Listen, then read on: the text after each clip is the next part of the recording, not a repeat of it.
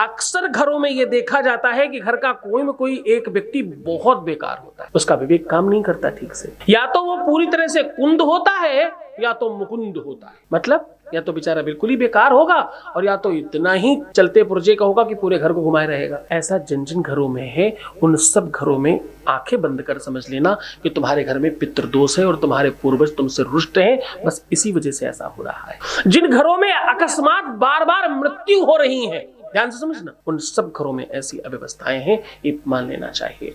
जिन घरों में अकस्मात मृत्यु हो रही हो, जिन घरों में आपदाएं बार बार आ जा रही हो, जिस घरों से संकट दूर ना जा रहे हो, जिन घर से बीमारियां समाप्त ना हो रही हो, जिनके घर में किसी भी तरह की कोई बरकत नहीं हो रही है, जिन घरों में खूब संकट और मुसीबतें बढ़ी जा रही हैं, जिनके घर में किसी भी तरह से कोई काम अच्छा नहीं हो पाता, हर व्यक्ति एक दूसरे का दुश्मन बना हुआ है, सब में सौहार्द और प्रेम की बजाय शत्रुता है, ऐसी सिचुएशन अगर बनती है, तुम्हारे घर में पितृदोष है, ये बात जान लेना।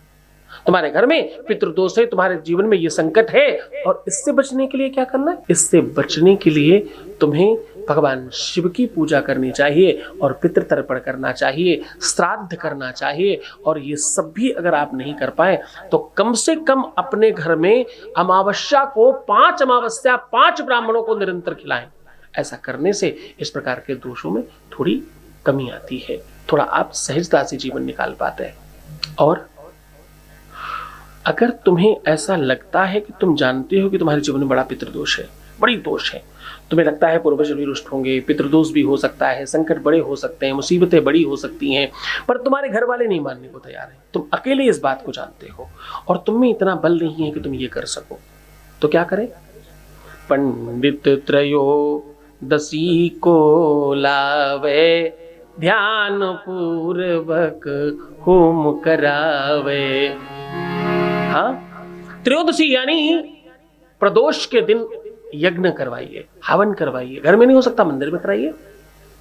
ऐसा करने से भी पितृदोष समाप्त हो जाता है, पितरों को शांति मिलती है।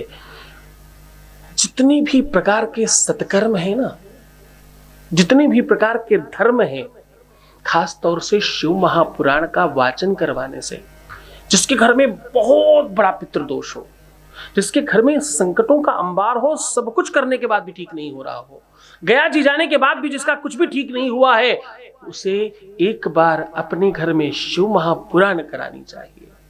कराते ही फायदा होगा। शिव महापुराण की महिमा है, बाबा का बल है ये। इस बल को, इस बात को बाबा के बल से बलशाली होकर कह रहा हूं।